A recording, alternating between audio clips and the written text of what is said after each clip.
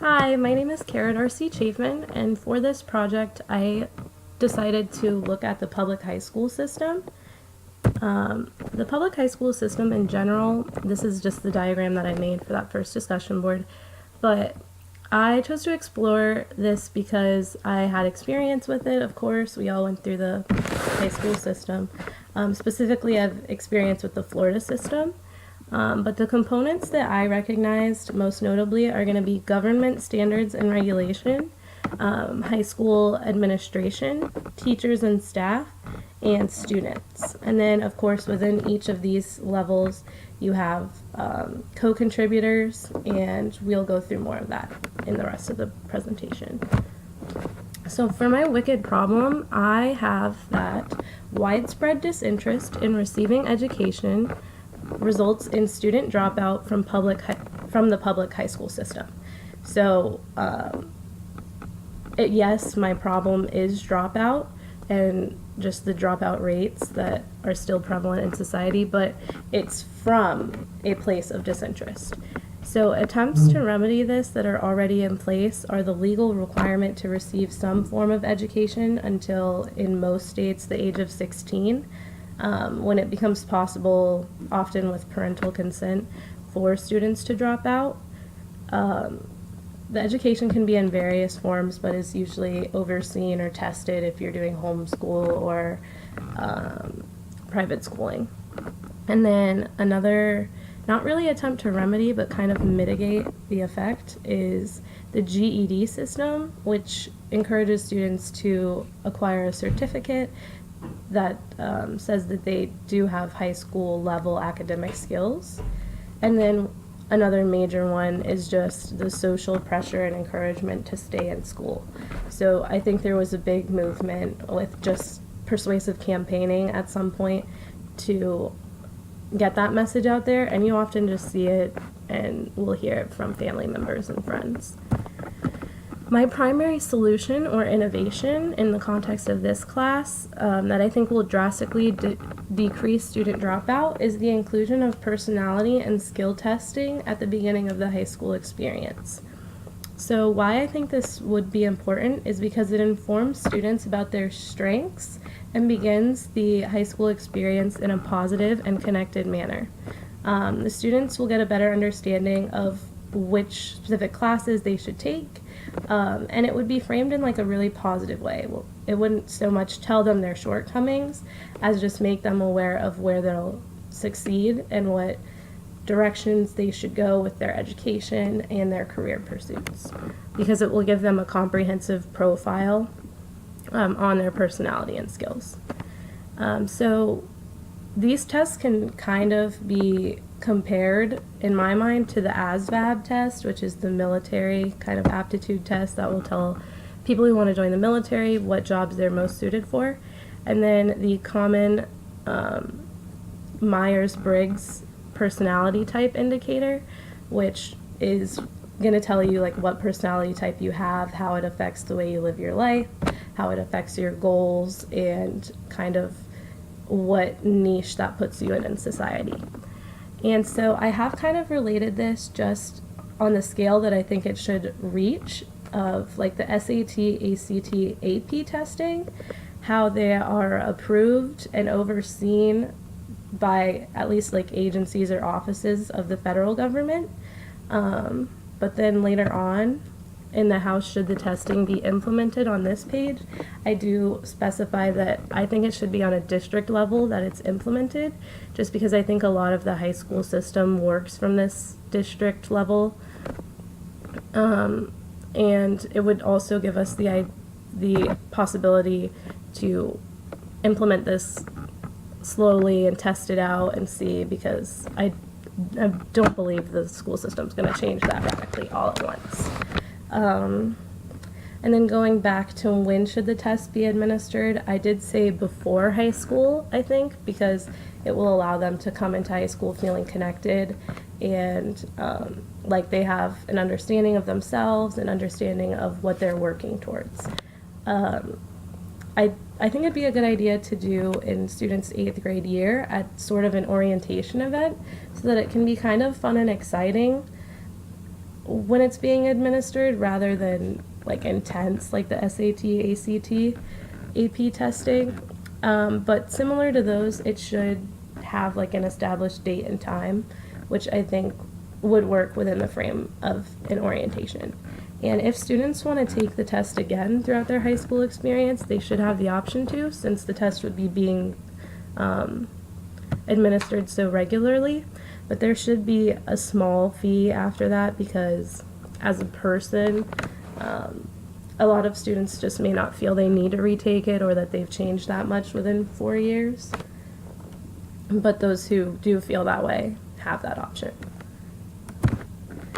Some relevant research quotes. I just kind of wanted to be brief with my research basis, but the first quote highlights that the right personalized learning model can engage students who maybe don't succeed or would be, in this case, on track to drop out, and it allows for students and teachers to have a more hands-on connected learning experience.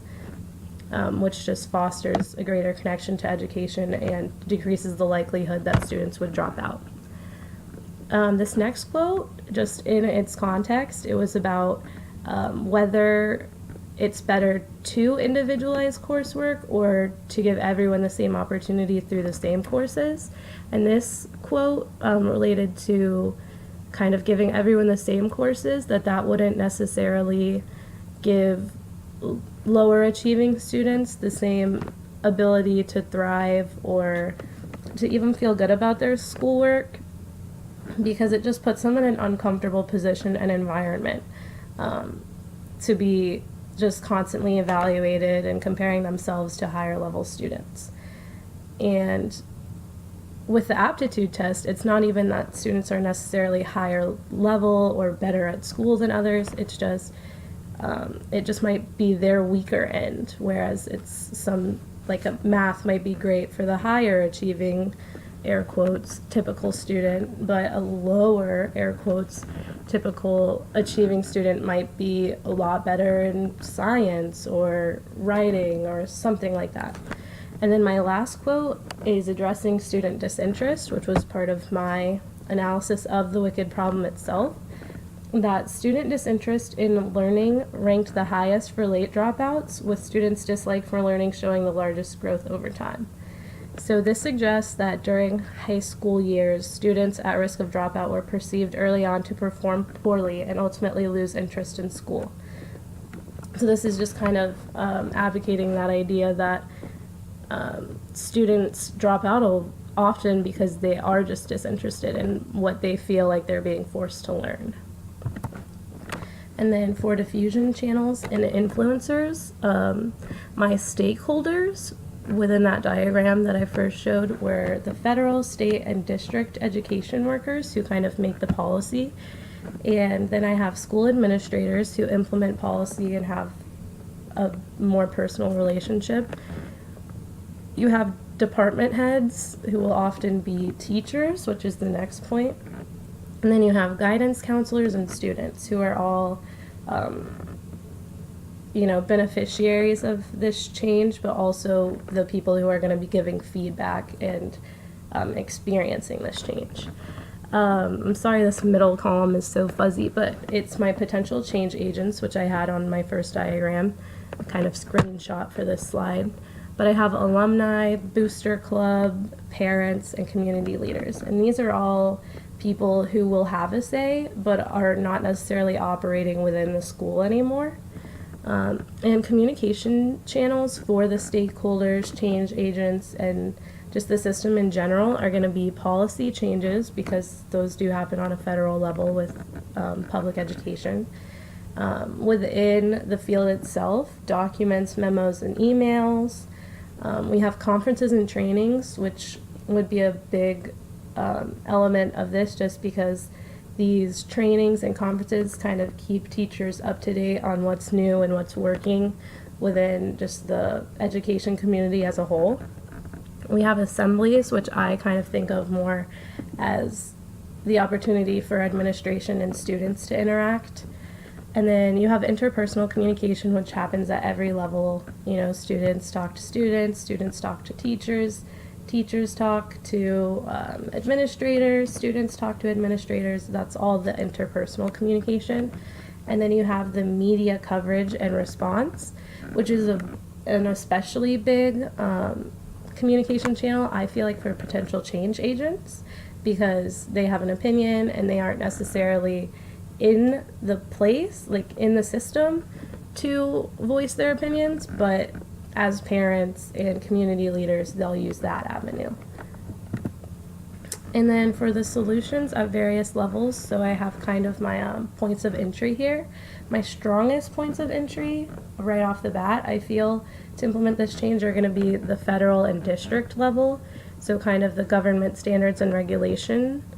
Just because I have the federal level kind of creating the test and making sure it's valid and measuring what is valuable, and measuring the personalities and the aptitudes adequately. And then from there, I actually have the test being implemented and administered at the district level. So those two would have the most direct influence on the test and testing. For the state level, administering the test according to policy, making sure that each unit, each district is following correct policy. Federal, state, and district level responsibilities are to make sure that students get the test results. Public high school administration, I broke their responsibilities down into preparing facilities for testing and testing events, just like we see for SAT and ACT and AP testing, how a lot of that testing actually takes place in school facilities. And then they have the potential to use the student profile to effectively handle issues, which I also kind of included in my outcomes, which I'll go over later on.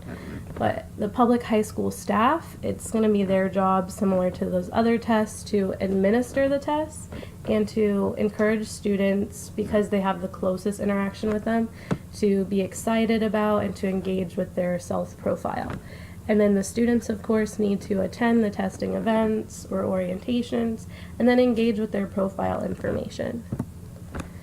So talking about those outcomes, direct outcomes would be obviously the student access to personality and skill profiles. The desirable outcomes, I would hope for happier students who feel that the public education system is giving them personal and valuable tools for their own growth through these profiles. And you also kind of hope that that will create a more positive school and work environment where people feel like they've been noticed as an individual and can really create change.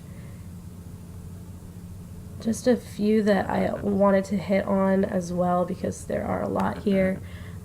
It may allow for a better understanding indirectly for students and administrators to work together and problem solve with any issues that arise, whether that be personally between students and teachers, just because you know how to interact with their personality better. Undesirable outcomes that I will acknowledge are that it could create kind of a more cliquey high school environment, and it could discourage students from wanting to take courses that they have perceived they would be weaker in. Unanticipated outcomes could be just the increased cost of public education, because you have to have more staff and you have to have fewer buildings open for these testing instances. And then secondary solutions I just thought were interesting and kind of complete the systems change, because as we learned through this course, it's not usually just one thing or one innovation that will completely revitalize a system. But I have here individualized scheduling and electives.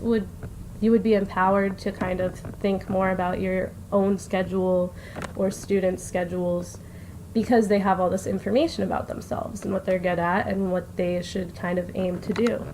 And then similarly, you have college and career mapping. You could really use guidance counselors as such a valuable tool with this kind of change, because they could help students not only want to stay through high school, but find whatever training, certificates, and college programs would help them in the future on a personal level.